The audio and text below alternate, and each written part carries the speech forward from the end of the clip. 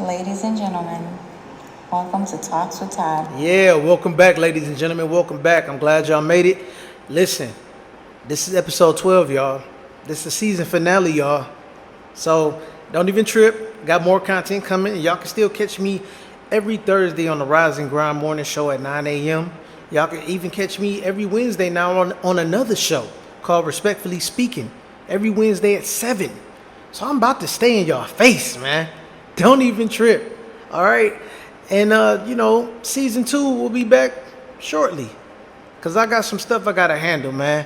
And I really wanna keep coming at y'all with these stories, but not just with stories, but with different content as well. Maybe some interviews here and there, whatever. So we're gonna talk about me being a fallen father.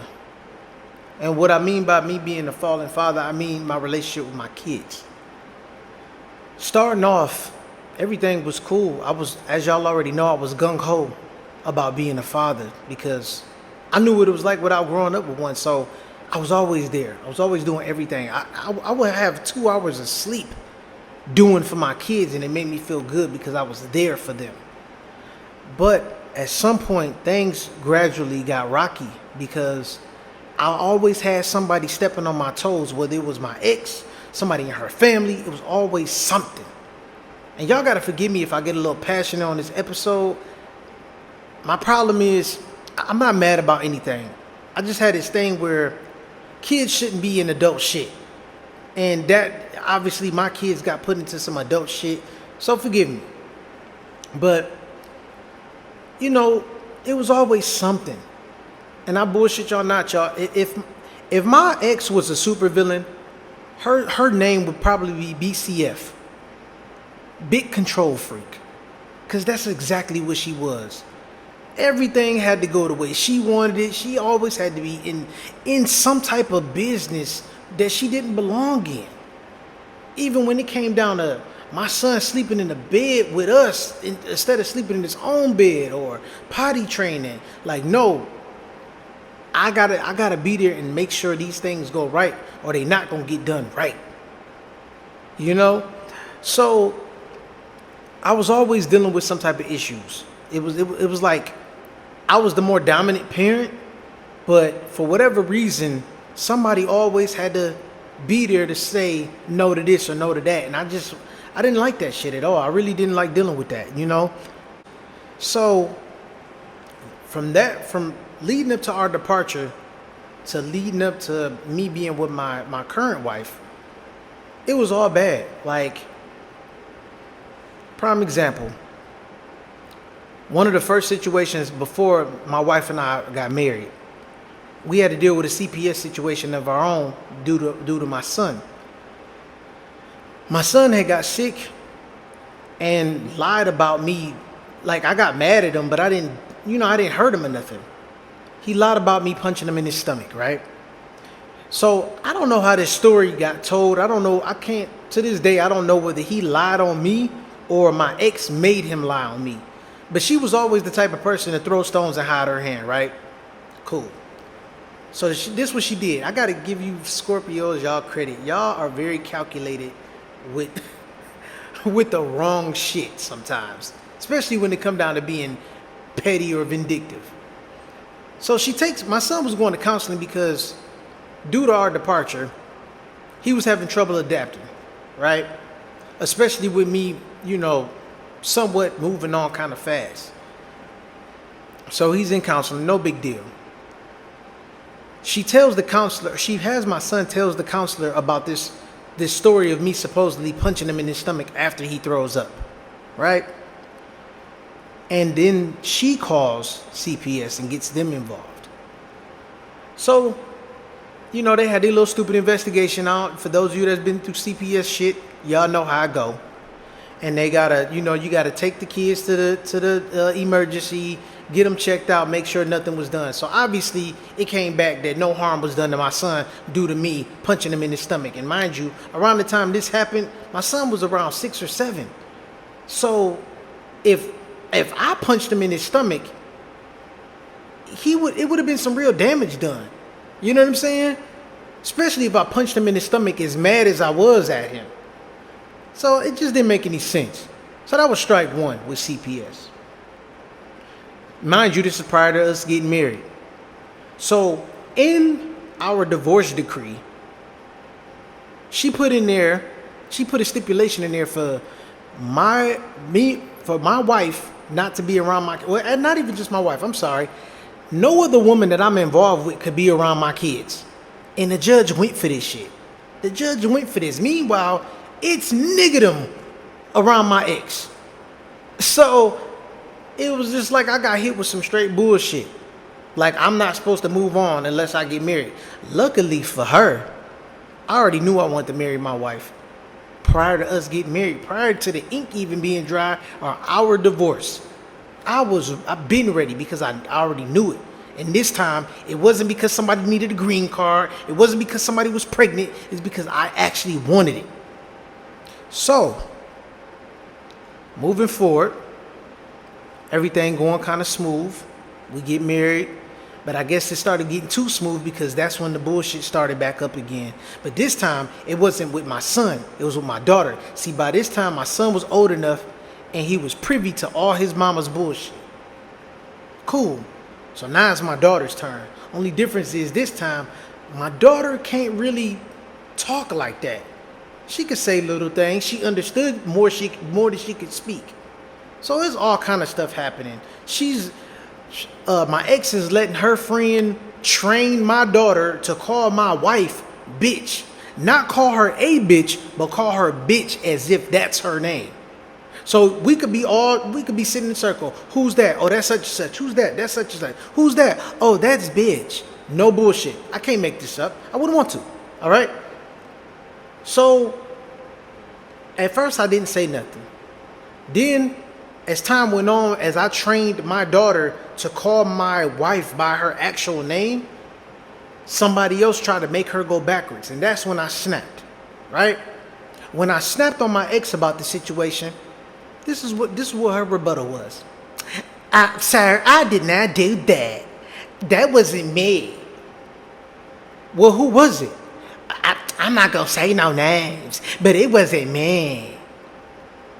So let me get this straight. You know that one of your master splinter ass friends is teaching our daughter to call my wife bitch as if it's her name, and you not doing nothing about it? I can't control what people do. So, all right, bet. So moving forward, I had to rewire my daughter every time I got her. Every time. You know, so it got frustrating, but we got her on point for a minute. My daughter and my wife ended up developing a beautiful relationship. Beautiful. Every time as soon as my daughter got there, I mean, she getting her nails done. She's getting her hair done. She learning different stuff. I mean, it was beautiful to see. Beautiful to see. But unfortunately, I guess my ex got wind of how great that relationship was, to the point where my daughter was bringing my wife up a lot. And on top of that, calling her mom at some point. Hell, even my son slipped up and called her mom a few times. And things just got haywire. You know, all of a sudden my daughter coming back, all type of bruises and bumps and scratches on her. And I'm getting blamed for it. My wife getting blamed for it. I'm like, dog, why would anybody just randomly do this to my daughter? Like, I'm not doing this, and I know my wife not doing it. You don't know. If you at work, how would you know? First of all, I trust my wife. If I don't trust her with nothing else, I trust her with my kids. That was a big part of our comfortability with each other. We knew each other already, and we knew each other well enough to know we could turn our head, we can go out of town, and our kids is gonna be straight. Okay? So that happens. And I got to a point where I'm picking my daughter up. As soon as I'm picking her up, I gotta strip her down, take pictures of her, send them back to her, let her know, hey, look, this got done somewhere else. It wasn't at my house. So don't come at me with that bullshit. And if you feel like my daughter not safe, you need to keep her, but give me my son, since my daughter not old enough or not speaking well enough to say what the hell is or isn't going on. Right? Cool. Time goes on. Things got stupid to the point where my daughter came back. Like, I remember one weekend, me and my wife got my daughter potty trained perfectly. We recorded it to, you know what I'm saying, all of that, just to let my ex know, like, hey, look, now she's potty trained. So don't put it off on us like we not doing our part. You and your little Master Splinter Legion, they not doing shit. We did this in one weekend. So, ha! She gets mad because my wife was involved in the potty training process. Well, who else was going to help with that? I mean, come on, genius. Who else was going to help? Matter of fact, better question, what do you think my wife was here for? Just to say she my wife? No, she here to help with our kids. You shouldn't have a problem with that. But when you bitter and childish, this type of shit that happens, unfortunately. So, this where the second CPS situation came into play. Now, keep in mind, at some point, things were so messed up between my ex and I, we could not have a conversation. So bad that my ex decided to have a conversation with my wife. Over the phone, FaceTime, all of that. And it was all in regards to my daughter and her actions, right? So she knew, she told my wife, like, look, everybody spanks my daughter when she do wrong. It's fine. You just don't need to be, you can't be going overboard. My wife, like, I don't go overboard. So what are we talking about? I said, look, I don't know what the situation is, and I'm not going to blame you, but somebody is making sure that she come back over here being disrespectful, and I'm not having that shit. Point blank, period. So actually, I tell you what, let me keep her an extra day so we could work on our relationship. That's fine. This is what really happened, y'all. So, next thing I know, my daughter gets dropped off. Here come another allegation about some scrapes, bumps and bruises or whatever. Next thing you know, CPS gets involved. So me and my wife, we had to call off of work to have this appointment with this lady, talk to her, and we're telling her everything that's been going on. We like, listen, my wife just had a discussion with her. And unfortunately, we had to record that conversation for proof. So the CPS worker, like, you know what? I could tell for whatever reason, this woman is not going to stop doing what she's doing. So you're going to probably have to seek legal counsel. I said, listen, ma'am, I have sought legal counsel numerous times to the point where I am bled dry of my funds. She's getting paid out the ass of child support money at one point before I got it lowered. So, and then to top that off, she's get to claim the kids every year. So, like, come on, bro. She's bankrolling right now. She rolling in dough on top of the money that she's making on her own. So I can't, if I get another lawyer, if I keep going back and forth to court, all it's going to do is set me back. And then what's going to happen when I'm set back, it's going to set my whole household back. I can't do this shit. Not right now. So the CPS case was over with. You know, they didn't find any proof that, you know, that anything had happened to my daughter that was claimed. It was told that my daughter had went back home and was like, she hit me and put a sock in my mouth. My son even said that didn't happen because he was there.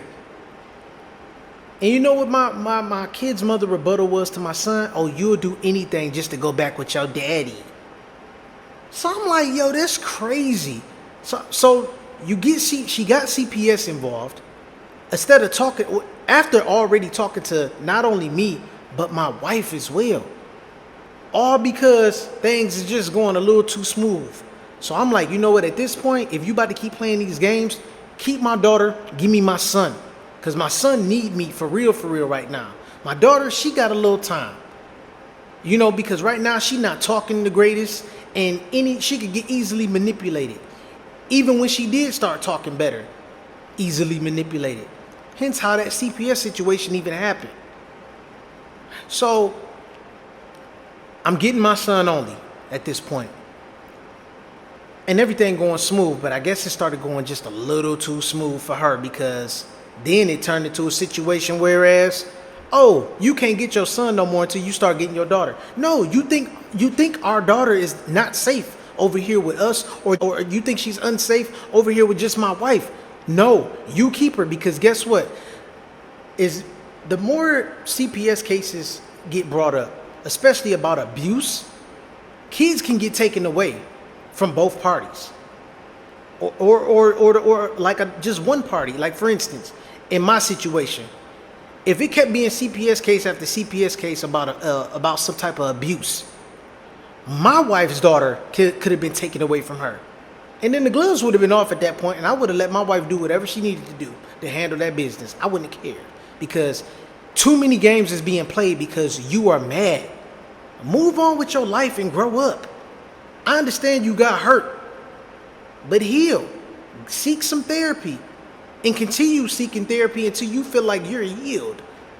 But my babies don't need to pay for this. You wanna kill me financially? Okay, fine. I don't care, because I know how to bounce back like no other. But stop making my kids suffer. So at some point I'm just getting my son, and then it stopped. It stopped, and I'm going back and forth with court. You know, they talking they shit about, oh, you need to get both kids, and we put parameters in place for this type of stuff to not happen again. I'm like, yeah, but it did happen again, and y'all not doing nothing about it. Every time this woman does something, she get one of these. Every time I do something, oh, Mr. Todd, you're gonna be facing some type of jail time. So, needless to say, I had to have a different type of relationship with my kids where I didn't see them as often, and I hated it. And it had me in a bad spot. It had me to the point where I was getting stressed out. I was having heart problems. I just wasn't right, you know? And I remember the last time I had got my son, he had just turned 10, and he just recently turned 11. He had just turned 10 at this time, and I picked him up. Everything's smooth. We having a good time. But I noticed that my son a little off. Like something ain't right with him. You can see it in his eyes. He just keeps zoning out. We go-kart racing, having a good old time. He going slow. He like just out of it. And I could tell it had a lot to do with whatever he'd been going through since I ain't been around. And it messed me up. I couldn't really enjoy myself the way I wanted to at that moment, because I was noticing how like out of the norm he was. He wasn't my typical happy boy. He tried to be, but I could tell it just wasn't right, you know? So at that point, I'm like, you know what? I'm about to try to keep getting him. You know what I'm saying? Like, even if I can't get my daughter, I know eventually I'll be able to get her later. Whatever, no problem. I called my ex. I said, hey, listen, can I get B again? You know, can I get my son? She like, nah, you know, not if you're not getting my daughter. I'm like, okay, well, listen, I tell you what. I threw some deals out on the table for her. I said, you either need to sign something, you need to put something in writing, and we need to get it notarized of you saying that you're not going to get the courts or CPS involved if anything supposedly happens with any one of my kids. She said no to that. The next deal I put on the table was, okay, look, you don't want to do that? I tell you what, let's go to family counseling. Hell, you probably need it more than I do at this point, but I'm willing to do it for the sake of our kids. I threw that deal, but I was like, but here's the stipulation was she had to pay for it. Because at this rate, I'm like, look, man, I'm paying child support. I'm paying you back 401. You claiming them every year on top of you getting paid way more than me. The least you could do is pay for this shit. No, I don't want to do that. Bet. Well, I guess the deal is off, because I'm not about to play this game with you doing what you're doing and making it seem like these kids are in danger, and they're not. So I'm back at square one, just having a talk video chat relationship with my kids until I get everything in order for me to go back to court, basically. So at some point, my kids have been with her and under all of that negative energy for so long, with her and her little cronies of whatever other master splendor she got around her. It's just been a hate B.Todd campaign this entire time, right? And that it poisoned my kids to the point where they started disrespecting me. So when they started disrespecting me, I'm like, hey, listen, I'm not about to deal with that shit. I'm not about to get like controlled by anybody or with anything that came out of my nutsack. You got me all the way messed up. You got to relax. So I said, you know what? Until I see changed behavior, I'm cool on y'all. I cut communication off because I'm not about to let no kids, especially my kids, disrespect me. And I was there from day one, doing everything at one point. So I'm not even about to deal with none of that shit. That's asinine to me. So I go on with my life, keep it, and I'm at this time, I just kind of recently started my content creating process. And like I said, you can go back to the very first video.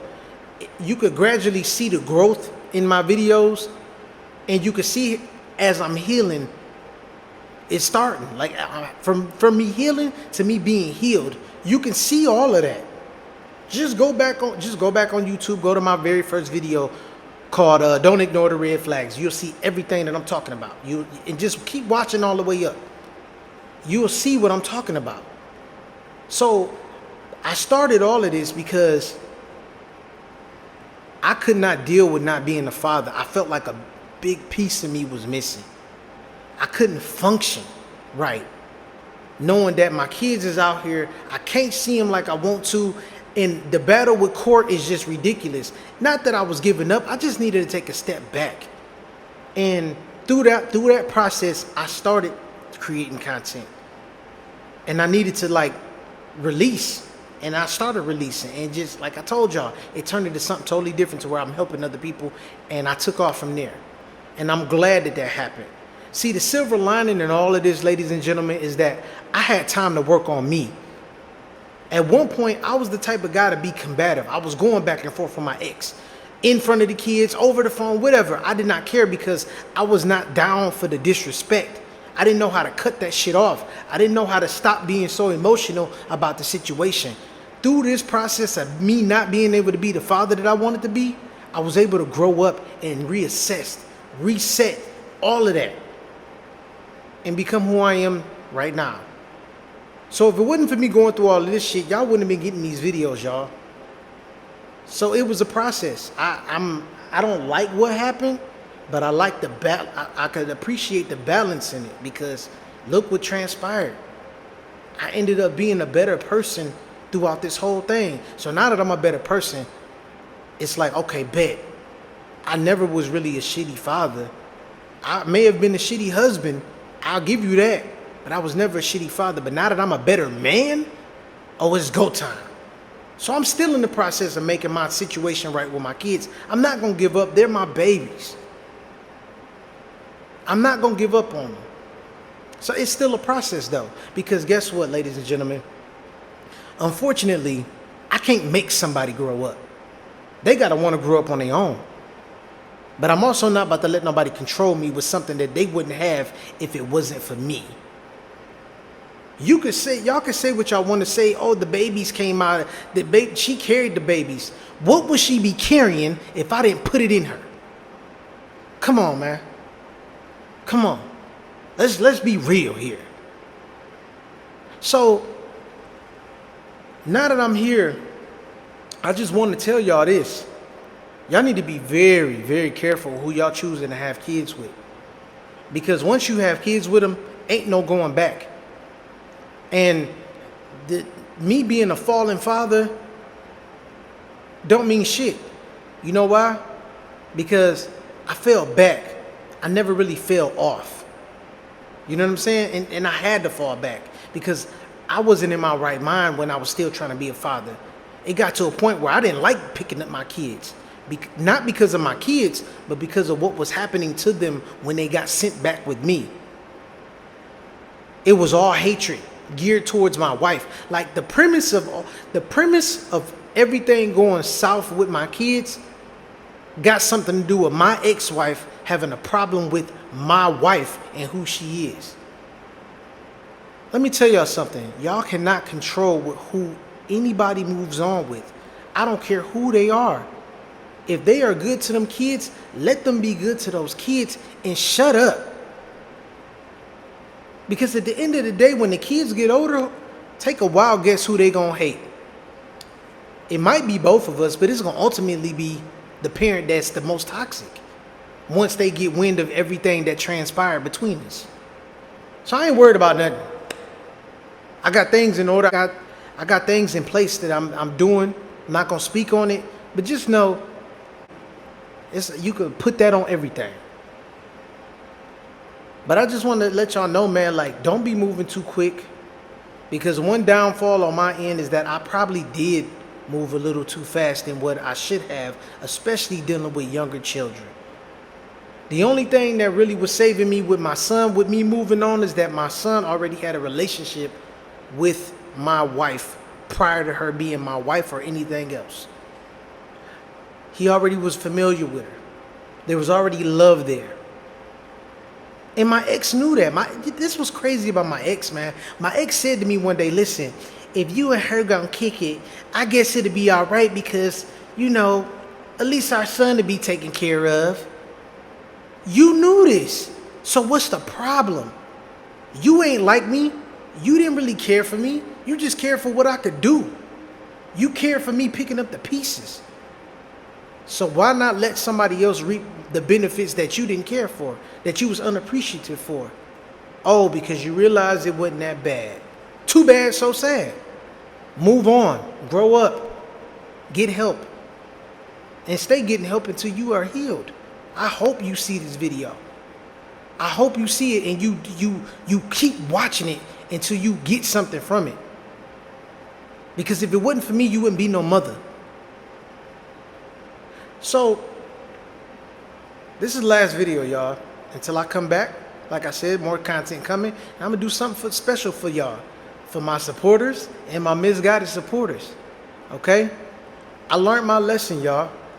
And I've learned to slow the hell down and not move fast. Blindly moving fast at that. I learned my lesson. Trust me. Especially, man, I'm telling y'all, the biggest lesson I learned, my current wife, could break my heart right now. You know what I know not to do? Run to another chick. You better believe that's not going to happen ever again. Ever. I learned from that mistake because that first heartbreak led me to my kid's mother. It wasn't even right. We started off faulty. Okay? And she was only cool with starting things off with me because I was one of the dudes that didn't have a ready-made family already.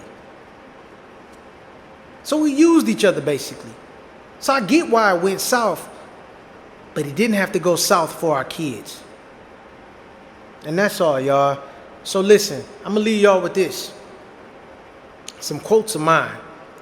The truth only hurts people that are in denial. And your haters, don't even pay attention to them for real. Because all they are is misguided supporters. Remember that. Until next time, indeed.